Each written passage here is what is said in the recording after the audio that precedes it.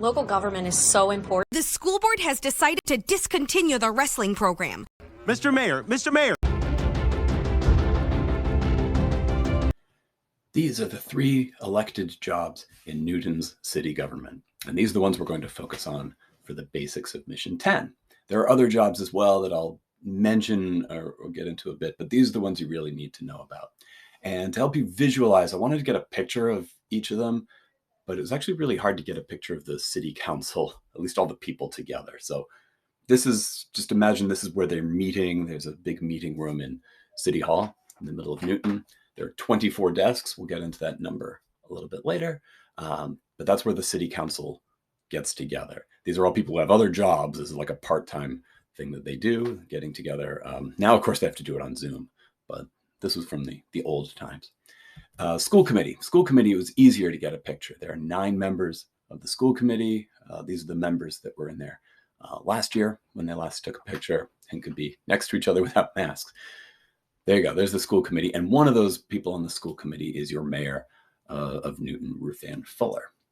So we're going to break down the basics of what these 3 jobs and these 2 groups in this job of mayor can do. Let's start with the school committee, actually, because you're in schools, so maybe that's one you care about the most. Of course, one thing is the budget, but you already knew that from an earlier mission, so that's not one of the things to put on this quiz. Besides the budget, what does the school committee do besides making the school budget? Well, this kind of connects to the budget, but every 3 years, they set up they finalize the contract. They negotiate, sort out with the teachers union, how much teachers and other staff are going to get paid, what kind of health insurance rules they have, how many sick days. Our job contract gets done every 3 years. So remember, budget's every 1 year. This is every 3. And the school committee's in charge of that, not any of these other jobs. City council might love to, but they don't get that job to do. Another thing they do that affects you is they make policies for students and for staff. And actually, I had to kind of look into this. I was like, what are policies? So let's go to their webpage. Here we are. And there's a whole bunch of policies over here that things like the field trip policy, like what are the rules for field trips? So it's basically, these are kind of like rules, things about like food allergies. How are we going to provide and prevent like allergies like that? Things against harassment, bullying was on here as well. The technology use, if someone's not using their computers correctly, it's the school committee that makes these rules. Security cameras, that was a one just added about 2 or 3 years ago. Again, the school committee, you might have thought it was like the principal or even like the superintendent or teachers setting up these things, but no, this is a way that the school committee has that job.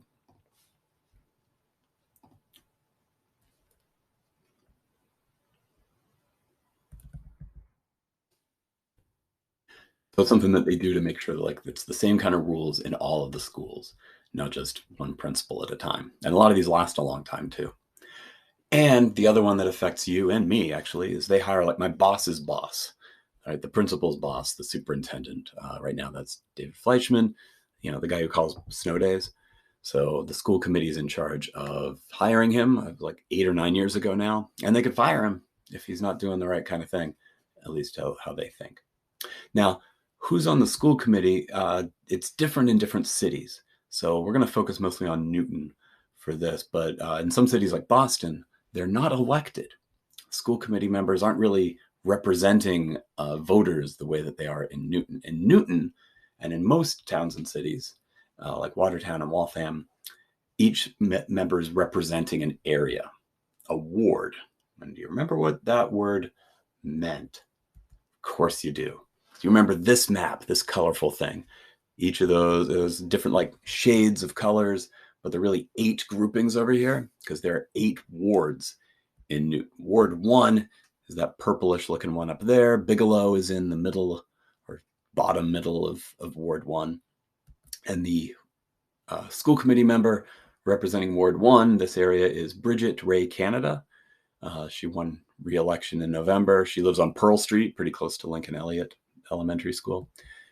Kathleen Shields is the elected representative for Ward 7, which is that area south of Bigelow. So a lot of people at Bigelow, a lot of students live in either Ward 1 or 7, And of course, Ms. Shields' daughter is, as you might know, is on the other half of the 8th grade on cluster E. So again, these members of the school committee get elected to represent these wards. They have to live in that ward. They're on the ballot, like, for people to pick from. And so they're focused on a lot of the things, usually anyway, focused on the things in their ward. City council's different. Well, sort of. Let's see. I'll show you what I mean. Again, that's the picture of the meeting place. Again, of course, they deal with the budget, like all the part of the budget that the school committee doesn't, but that's not what we're talking about here. 3 other powers. One is that they get to make laws. There's some things they can make laws about. There's some things that the state of Massachusetts does not let every city make its own laws about. And we'll dig into this a bit more later on. Ordinances, that's a word that we'll see.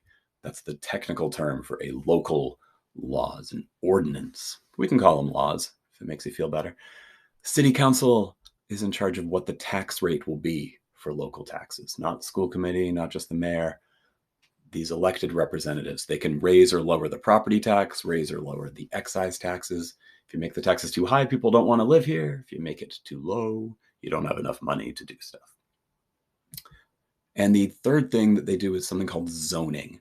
And this lately has been the most famous, perhaps important thing they've been doing, is deciding how land can get developed in the small area of Newton. So as an example, there's this part of Washington Street. You might have seen this over near Newton North High School. It looks about like that now. It used to look like this. They tore that building down. A private company tore that down, built this, put some apartments, some stores in there. So the city council didn't do that work. City council doesn't really like own that building, that property area, but they did have a lot of say about what kind of things, how many apartments they could put there, how many stores they could put there, how tall that building can be. Rules like that are the kind of thing that the city council does. And a lot of people feel really strongly about what should and shouldn't be done with things like that. So those are the 3 main things: making those laws, doing things about taxes, and what can and can't go on the land in Newton. So once again, we're back to wards. That's Ward 1. There's a Ward 1 councillor. So you have ward councillors. Maria Greenberg lives in Ward 1 somewhere. I forget where. Oh, well. And she was elected. She was on the ballot. Only people in Ward 1 could pick who they wanted to have represent them. But also on the ballot were these 2 people. John Oliver. No, not that John Oliver. Not that one. And Allison Leary. They are the at-large councillors. So what that means is that they represent the whole city. They were elected and they were on the ballot from the whole city. People in the whole city, whatever ward you lived in, these were the names on the ballot to choose from. So you actually have 3 people who live in Ward 1 that are on the council. And there are 8 wards, so let's do the math. 3 times 8 is 24. That's how you get 24 councillors. So you have 8 of them that are ward councillors, like Maria Greenberg, and you have 1 from Ward 3, Ward 7, blah, blah, blah. And then you have 16 at-large councillors. It doesn't end up being a really huge difference, except maybe in terms of what they're focused on. Maria Greenberg's much more focused on what's going on in this ward, and that's the one where Bigelow is. All right, Mayor.